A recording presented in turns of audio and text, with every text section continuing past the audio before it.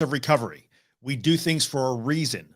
It's not random and we don't make it up as we go along. It's Monday, which means it's the 24th episode of Recovery Monday. So let's look at the ideas of methodical, systematic, and incremental right now. So let's see who is popping in here. We're going to put the chat overlay up as usual. Let's get you guys cooking here. Just let me know everything's cool. First one in, just let me know you can hear me. Everything should be good. Like I said last week, I think we got the technology nailed at this point. So we probably don't have to worry about that. Just let me know how you're doing. Yo, what up, B? Let me know where you guys are coming from. Let me know how you guys are doing. This is a little bit of a shorter lesson today. So we'll maybe have a little bit more time just to do Q&A and that sort of stuff. What up, Kat? John is here. Or Yana, possibly from Germany. I don't know. Christy, what up? Thank you for letting me know that this is working. I will remind you guys that this is the 24th one of these. We've done this for 24 weeks and I counted last night, there's 8 more to go. So every week on Monday, we do a lesson out of this book, The Anxious Truth. This is my recovery guide. We're just going lesson by lesson. The book is broken down into chapters and those chapters are broken down to lessons. So today we are chapter 4, lesson 5, which is the last of chapter 4. And next week we'll go on to chapter 5. So today we're going to talk about lesson 4.5 is called the overall plan, the method, the system, and being incremental. But huge disclaimer, I'm fanatical about telling you that this is not the Drew method. We are methodical in recovery, but this is not my method. Like I didn't invent any of this. I never take credit for that. And I hate when people say this is my method. It's not the Drew method. So today we're going to talk about the idea of being methodical, working within a system, and being incremental because it sort of matters. So, hey, what's up from India? Jackie's here. Donna's here. What up? Hey, spring. Yeah, it's sort of spring here. We're getting warm. It's a little breezy, but not too shabby, you know. So let's get cooking here. We got 30 people in the room. I know everybody's going to sort of roll in as they can. And let's talk about the idea of being methodical, systematic, and incremental in your recovery. I'm going to read a little bit out of this chapter today because there's some good stuff in here. It's not what I want to start with is the fact that this is not like a random process. The reason why I say that we want to be methodical and work within the confines of a system is really there's 2 reasons for that. Number one, if we don't do that, anxious people have a tendency to want to sort of make up recovery as they go along. And that's bad because it will lead you into the trap of like trying to decide day by day what to do to try to get better. And when we are in an anxious state and we're afraid, we don't make good decisions. We start to make our decisions based on how we feel that day. If we don't know what we're going to do ahead of time, or at least have a rough idea or know why we should have a plan, then we fall into the trap sometimes of just like sitting and like, well, let me see how I feel today. And then I'll decide what I do today, which is not a good way to recover. We also fall into the trap of getting really discouraged really easily because we forget why we're doing this. So we want to be methodical so that we can eliminate some of that. It actually helps us to remember that, well, oh yeah, we're working within the confines of a sort of a method and a system here. We're not winging it. We're not going by the seat of our pants. We're not making it up as we go along. We're not being robots. Like this is not a robotic process, but it also can't be a random process that you sort of feel your way through depending on how each day is going. You know, life is organic. It's going to change. Things are going to be fluid and that you're going to have some flexibility. But generally speaking, we do want to remember that we're working within the confines of sort of a method and a system, if you will. It really helps because one of the pitfalls is too much subjectivity. In many instances, we are trying to take out subjective judgment and opinion in the recovery process and be as objective as we can. And working methodically and systematically and incrementally helps us. We're never going to be completely subjective because we're humans and not completely objective because we're humans and not robots. But we can give ourselves the best chance of you know, kind of staying on track as opposed to going off the rails for no good reason. So we're talking about working within the confines of a method, really. And the way I started this was being methodical means understanding that you will be following a process and trusting that process. So when you want to jump ahead 4 steps, stop and trust the process. Like that's part of sticking to being sort of methodical. The other part of being methodical or understanding that you're sort of sticking within this framework is that you should probably really think about the type of anxiety related information that you're going to consume while you're going through this process. Because if you start to, you're shooting all over the place, and I'm just going to look for every possible solution to every possible symptom and everything I think of, and you're going to consume, a wide, just bury yourself in anxiety related information all day long. That isn't necessarily helpful, right? So if you decide, well, I'm going to sort of do it this way, then do it that way. And you're going to have to leave the other stuff sort of behind, at least for now.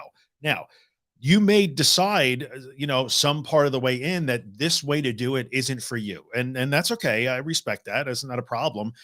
For whatever reason, you may decide, I don't want to do it this way anymore. And that's okay. But if you are going to try to do it this way and also try to hang on to, well, let me look at my gut health, and let me look at my supplements, and let me look at, my self-soothing behaviors, and let me look at all those other things at the same time, things get really muddy. So you kind of want to commit to whatever recovery plan you decided to execute and stick with that, at least for a while. It helps you be consistent, because there's so many wide ranging sources of information that come at this from different angles that you could get really overwhelmed and confused if you don't just decide, no, no, I'm going to do it like this, at least for a while. So consider that.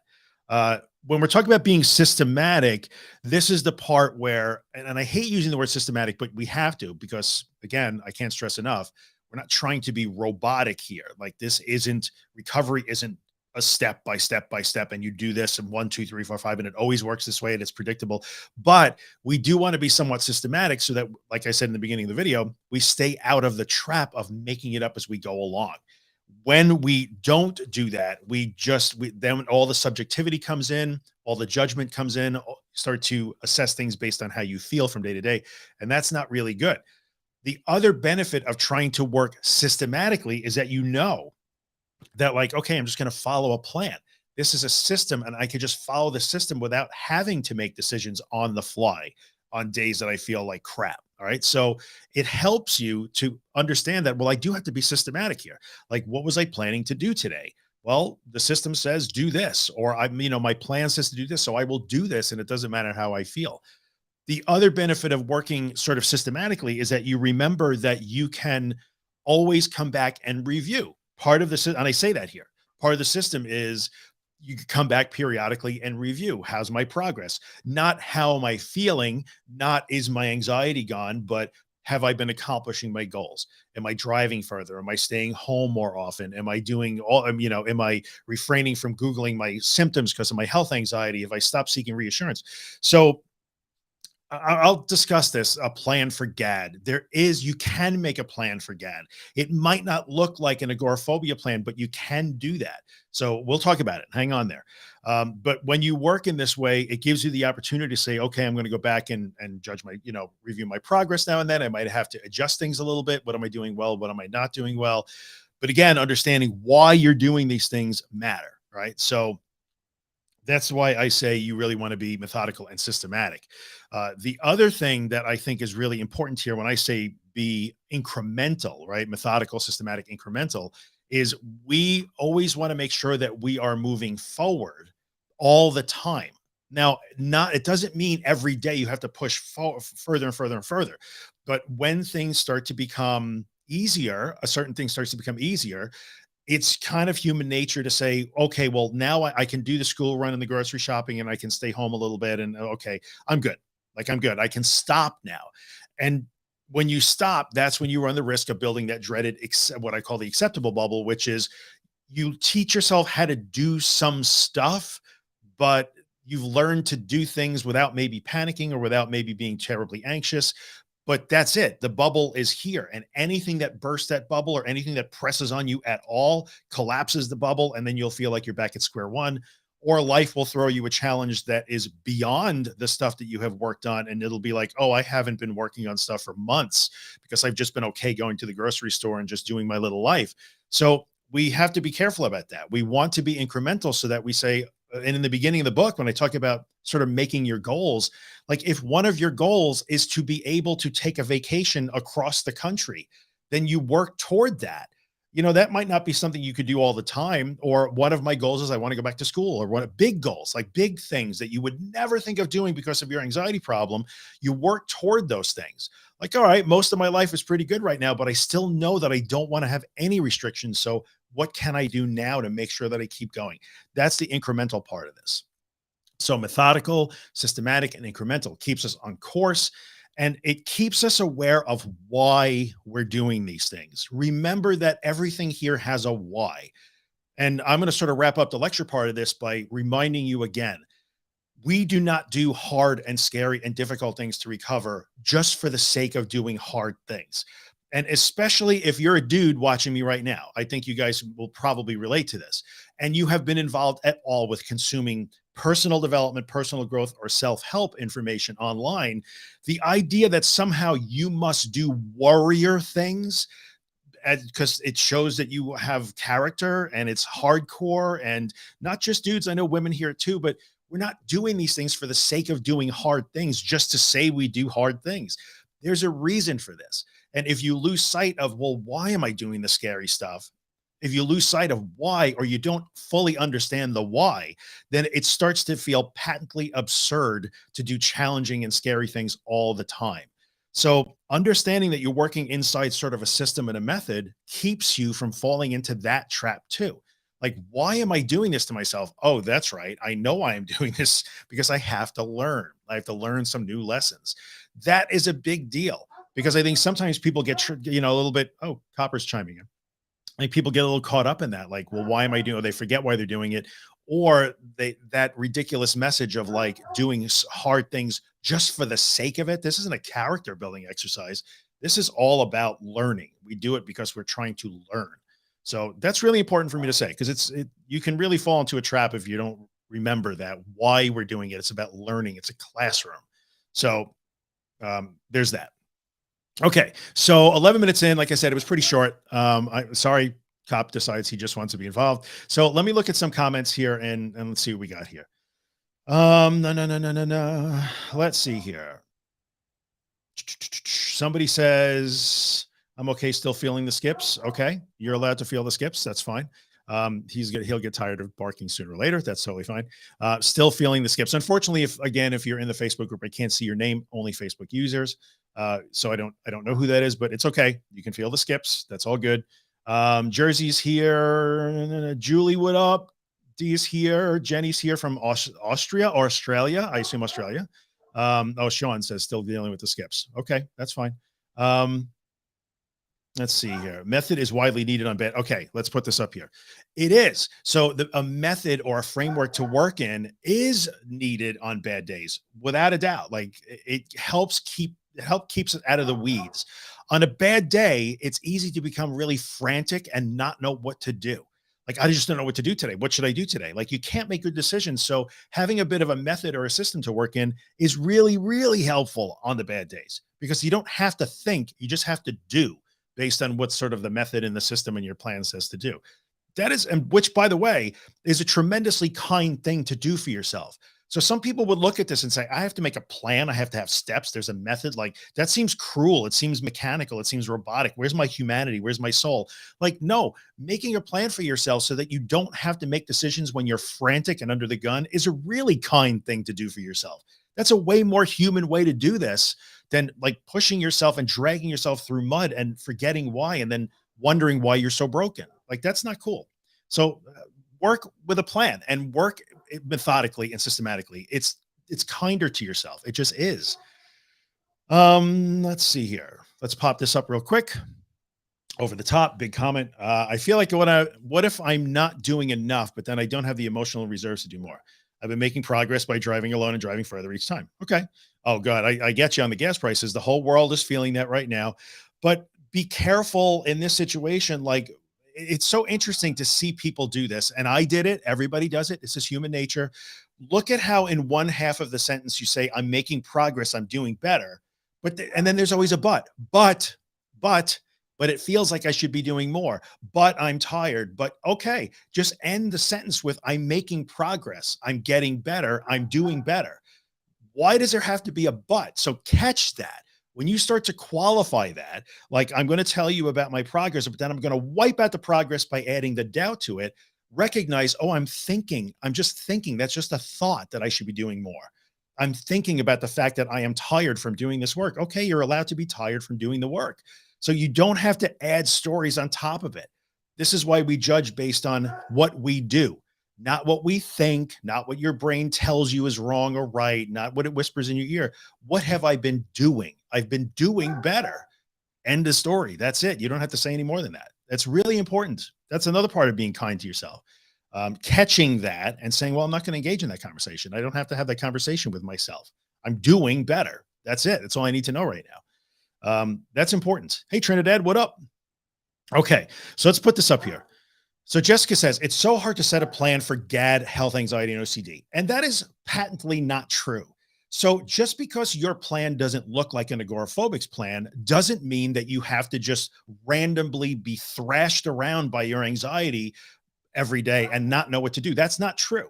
Like, you know what's going on. If you have OCD, you know that you are dealing with particular obsessions and compulsions that you want to do to eliminate the discomfort of that. You may be working with a therapist. Hopefully you are, with an OCD specialist who gives you ERP homework to do. There are things that you can be doing. That is part of your plan. If you have health anxiety, the first part of your plan is to say, well, I do all of these things in reaction to when my brain tells me I might have cancer, or I might have this, or I might have that. I have to identify the things that I do, and my plan is to stop doing them. That's a plan too. Like today, I will not Google anything about my health. That's a plan. So no matter how scared you are when you wake up in the morning that you have some disease that you really don't have, my plan says that I'm not going to do any research about that disease today. That's a plan. You plan to not do that. Right. So, and GAD is similar. I've talked about GAD. I have GAD. Go and listen to the GAD episodes of my podcast. There's a plan for GAD too. Like, okay, what am I doing every day? What am I doing every day? I'm thinking about how I'm thinking. I'm being perfectionist. I'm being a people pleaser. I'm over planning everything. Like, the first step in your plan with those things is to come to grips and sort of have a come to Jesus meeting with yourself. Like, what am I doing? And now I have to start to plan to not do those things. So if you're a GAD person and you also want to lay claim to the ground that says, but I'm the person that takes care of the whole family and has to do everything. Well, step one in your plan is to understand, oh, that's not helping my GAD at all. And now today, my plan is I'm going to leave some stuff undone, or questions unasked or unanswered. So you can do that. It's just a little bit more nuanced. And you have to, in those situations, you really have to be honest with yourself and say, what are the things that I'm doing that are fueling this problem? Now I have to start to plan to not do them. Right. So it's not, sometimes it makes me crazy a little bit. Like, people with GAD will insist that there's no plan because I'm just anxious. Yeah, but there's a reason for that. Sometimes there are habits you have to really see in yourself and start to look at. And you work on not doing things, right? So there, you can plan that. It just looks a little bit different than the agoraphobic's plan, whereas your plan is generally learning to start to phase things out instead of phase things in. It's in simplest terms. It's more complicated than that, but in simplest terms, that's what we're talking about. Let me pop this up real quick here. Okay, so let's pop this up. Sometimes it's so difficult to follow the exposure plan when everyday life itself feels overwhelming. I started working again, and that was a huge step. I feel stuck because when the job is done, I'm so exhausted to do more exposure. Okay. But in that situation, like, life could also be an exposure, right? So life is also exposure. Like, you don't have to necessarily be doing other things. If that job is challenging for you, then it's perfectly 100% okay for that to be the challenge that you meet today. So sometimes we lose track of the fact that, like, well, is this a hard thing for me to do? Yeah, I'm doing a hard thing. I went back to work. That challenges me. So, okay, you keep going. Like, that's okay. Again, building that story on top of that, like, oh, I went back to work, which is a huge win, a tremendous win. But then we qualify the win by saying, and now I'm tired and I don't think I'm doing enough exposures. But you had a huge win. You're back to work. Like, you're meeting that life challenge. We're learning to re-engage with life again. So acknowledge the win and use that to the best of your ability. And revel in it in a way. And then you fit your other exposure work in where you can. That's okay. You don't have to listen to your brain when it's, so, well, you're not doing enough. Now you won't recover. You're not doing enough. Like, Recognize those patterns. Um, Throw this up real quick. I was doing really well the last few months. Now I feel more anxious in the last few weeks. Okay. Like, this is not a process of not feeling anxiety. So, okay, now you're feeling anxious. Congratulations. This is where you get to use your newfound relationship with anxiety. Because if your only measure of progress is, I feel better, you're missing the point. Like, so now you get to practice this new relationship with a new reaction to being anxious. And it starts with not throwing your hands up and declaring a giant setback because you're anxious again. You might be anxious today or you might be anxious tomorrow. What are you going to do with that? That's what we care about. And that's the crux of this. Really important. Dun, dun. All right. So, Julie, what up? Let's see what Julie has to say. What to get back to the gym, but I am not patient and I want to go see changes right away, but it's keeping me scared to go to the gym because of the letdown. Okay. I'm not sure. Is this an anxiety question? Because in the end, I want to go back to the gym, but I know that I won't see any progress in the first 3 days. So then I won't go to the gym. So I won't be let down. Like, you're going to have to just go to the gym. And I think this recurring themes here that, like, I might feel a way. I might have an emotion. I might have an emotion, impatience. I might have an emotion. I'm kind of judging myself because I'm a little bit out of shape. Like, you're going to have to go to the gym and work on feeling those emotions as they come up. Right. So I understand that, but look at all that sort of self-flagellation that's going on. I won't do a thing that will ultimately help me because I'm afraid of judging myself and feeling things about myself while I do it. These are things we just have to work through. Um, Pop up here. Let's see here. No, no, no. Scrolling. Bethany is saying hello to Copper. I see. I guess he got tired now. He's done. Let's see. I'm on a cross country vacation in Tennessee. Let's see it. GBG is here. I love it. Going to Georgia tomorrow. Shoot a YouTube video doing everything in hour increments when I feel anxiety. Okay. Love it. Love it. Love it. Love it. So this situation where, like, well, this is a challenging thing to do, but taking it an hour at a time. I'm just taking 1 hour at a time. And the anxiety is definitely puts you in a situation where it just wants you to live the entire day now. I want you to experience all of the fear you're going to have for the next 24 hours or until you pass out because you're so tired now. Like, let's process it all now, but you don't have to. Like, just take it 5 minutes at a time, 10 minutes at a time, an hour at a time. That's really, I like your strategy, dude. It's very good. No, no, no, no. Let's see. Sharon. Hey, Sharon. I love the idea of continuing beyond the comfort zone of, okay, I conquered that because it doesn't give room for unexpected exposures. Yes. Very good. So the reason why we do want to always go out of that comfort zone is that we don't get to control life all the time. So a lot of people make that mistake. Well, I solved these 4 or 5 problems and I could do 80% of life pretty comfortably. So I'll stop. But what about the other 20%? And then when you get invited to your cousin's wedding or there's a graduation or you have to go to the dentist, then it becomes a 10 alarm disaster that you have to go to a wedding. But it didn't have to be because you've pushed beyond that comfort zone. The world becomes your safe place. Your ability to like forklift your recovery across contexts and situations. And Sharon, for you, for your OCD, like, okay, well, if your subtype shift, if you worked a little more, and I'm not saying it's, oh, you're not working hard. And I'm not saying that, but I like the way you related it to OCD. So if there's a subtype shift or something comes up, okay, well, I can rely on the experience that I have when I did that extra work. So that's, it's really good. That's why we do that. Otherwise we could get stuck. Okay, let's see here.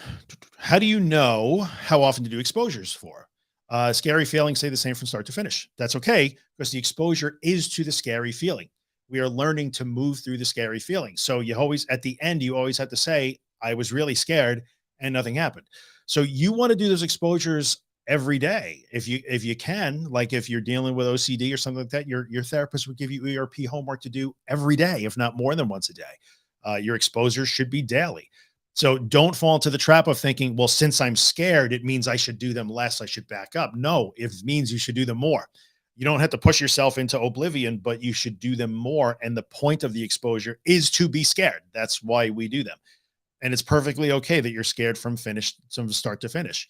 Don't expect that within the confines of one exposure, things are really going to change that much. right? So you just got to keep moving through that. No, no, no, no, no. I'm going to put this up on the screen, even though it's like symptom specific, but only to say that there is no symptom specific thing. Can you help me with a strategy to overcome the passing out feeling? Yeah, feel like you're going to pass out and keep going. So I only want to put this up to illustrate that there's no special, like, this is one of those common things that says, okay, I understand all the stuff for all the other fears, but my fear that I'm most afraid of, give me the special technique for my special fear. So the hardest anxiety symptom to overcome and the one that needs the most work is the one you're afraid of most today, which very possibly is different than the one you were afraid of a month ago or 2 months ago or 6 months ago or a year ago. And you might be afraid of a different one in 2 more weeks. So the same rules apply all the time. Just because the idea that you might, that lightheaded feeling when you stand up might scare you most doesn't mean it's any different. Have you ever passed out from tying your shoes? The answer is no. So you just have to keep repeating that. I know I sound like a cold-hearted bastard when I say that stuff, but it's true. You can't look at, well, this is my special symptom, so I need a special tip for it. You actually don't. Um, Here's an agoraphobia question. In the context of agoraphobia, would you recommend making weekly schedules in terms of exposures? Yes, I definitely would if you can. Now, I do understand that sometimes life happens. When I did my work, that's exactly what I did. I knew that the first thing I was going to do in the morning was get up, put my feet on the floor, run my little morning routine, and get out and go do my driving exposures. That was my plan, and I executed it every day. And then I knew, well, based on what was going on my schedule, I could also go out again at 1 o'clock in the afternoon or 2 o'clock in the afternoon that day. Or some days I couldn't go out again in the afternoon. But yes, in fact, I wrote it in the book. It's in here in part of making the plan. I would put them on your calendar as often as you can. Again, life happens and sometimes we have to adjust, but put it on your calendar, because if you don't, or you resist that, you fall into the trap of waking up in the morning, seeing how you feel, and then deciding what you're going to do that day. The most valuable progress comes when you take action, no matter how you feel when you wake up in the morning. Now, if you wake up in the morning and you have the flu or a stomach virus, then clearly you don't do your exposures that day. I mean, anxiety wise. If you wake up and you're really anxious, you don't make the decision, oh, I'm not going to do anything today because I'm not having a good day. That's exactly the day that you have to do stuff. And look, it's on my calendar. Now, the calendar doesn't make you do it, but it helps you to make that commitment and remember, oh, this is when I really have to do it most. So schedule it. I'm a fan of that. And I hate schedules. But one of the things that the recovery process taught me is the value of a schedule and sort of blocking out that time. And I use that lesson now. So let's go down a little bit more here. We might get all of these.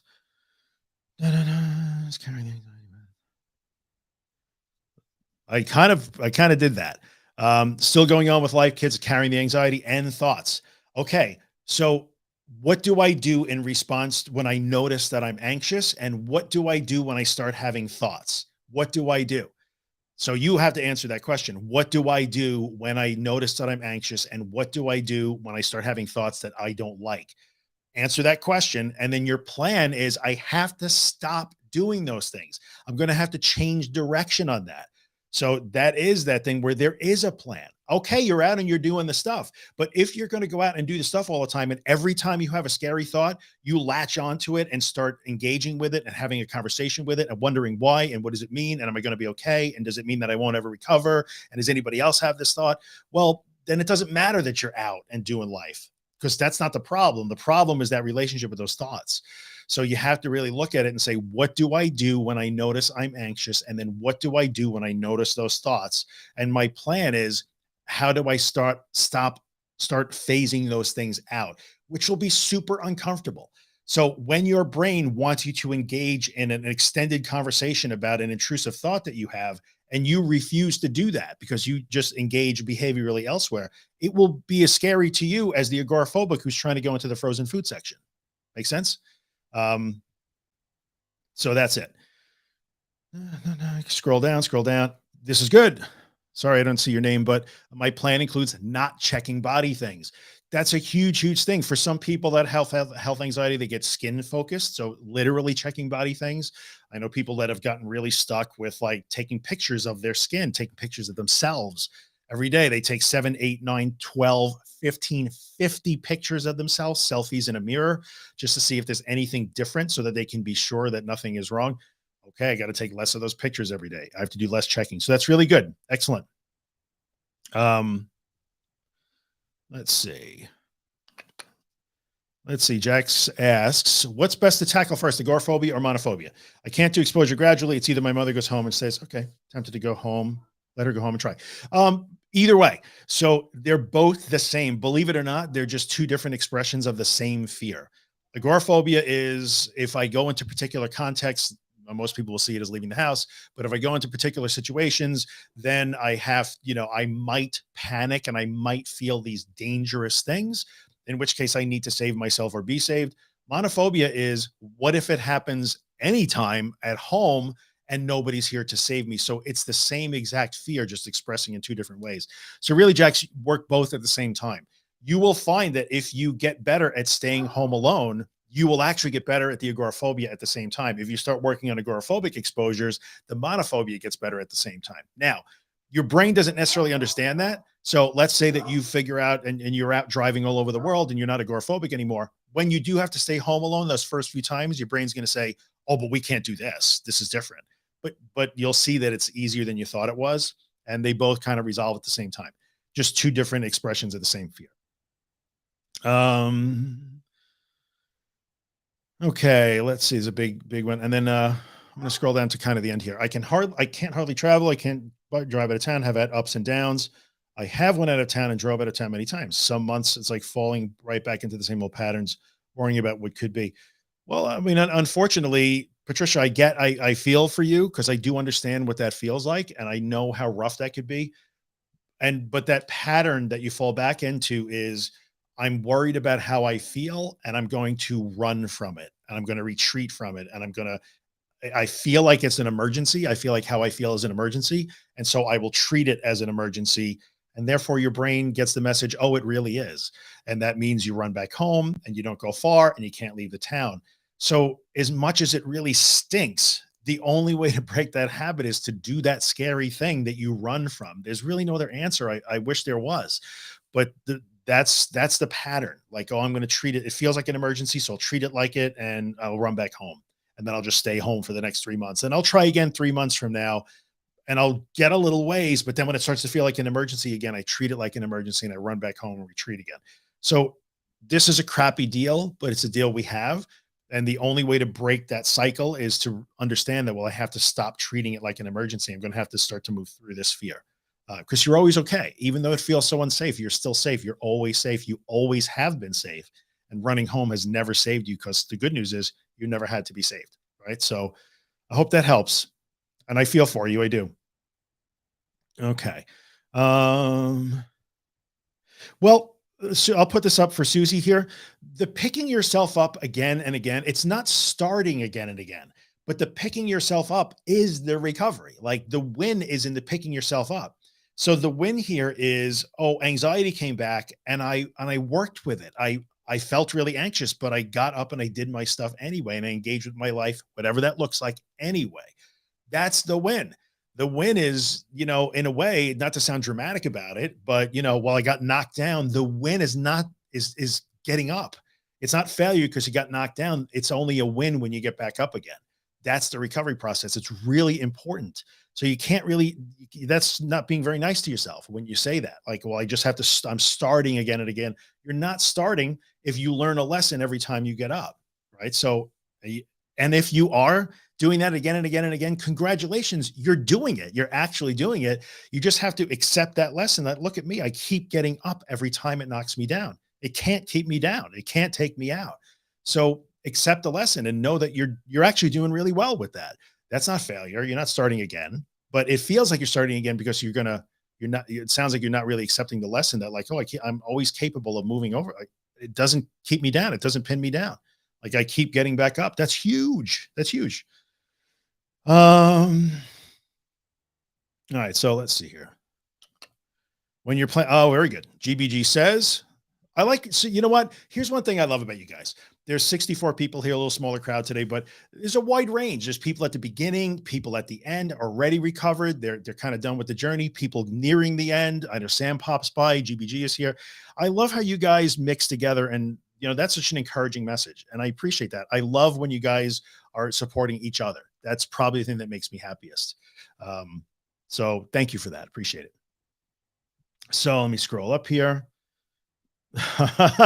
Laura says, "Hey, Laura, I hate when you're right. I need to schedule it better." Yeah, scheduling is a hugely helpful tool. I didn't want to schedule. I didn't want to schedule, but when I scheduled, it got better. Things got better. No. I'll try and take a few more rooms at the end, and then we're going to wrap it up. 35 minutes. So you keep doing the exposures is the key that it will get less scary. Biggest problem is being okay with being scared and doing it anyways, having the belief in myself that it will be okay. All right, Joanna. So yes, we do the exposures not to make it go away or not so that it gets less scary. The last sentence there is the key. You do the exposure to learn that even when it is scary, oh, I can trust myself to be okay. I know in the beginning you think that you won't be and you don't trust it, but the point of the exposure is exactly that. So I learned that if I face the fear and move through it, oh, look, I was okay. And then I was okay again and again and again. And that's when you begin to overcome that. And now I can start to trust that I am okay. And so we start small with tiny exposures. That's okay. But you learn, well, when I'm afraid, I can move through it. I can tolerate it. I can build a new relationship with this. And I always wind up okay. And that's where you start to turn the corner of like, oh, look, I can trust myself. I can trust my body to take care of me. I can trust my brain to take care of me. I'm okay. So that's the key. Don't worry about when it gets less scary. Worry about showing yourself that, oh, look, I can trust myself. Because forget the scary part. It's going to be scary. Just look at reality. It was really scary, but nothing happened. Therefore, oh, look, I can trust myself a little more today than I did yesterday. Hopefully a little more tomorrow than I did today. So just be patient with yourself and recognize that you're showing yourself, you're proving to yourself that you can trust yourself. That's the important part. Don't worry about the scary part. It's going to be there. Let's roll here. I become, okay. So Patricia says, okay, just to follow up quickly with Patricia, because we're at the end and we're going to wrap it up. I become obsessed with my heart rate. Okay. So now I've been there. I used to walk around all day long with my hand here all day long. The people that I work with, the people in my life, they would know my hand was always here. It was always here. So I get that 100%.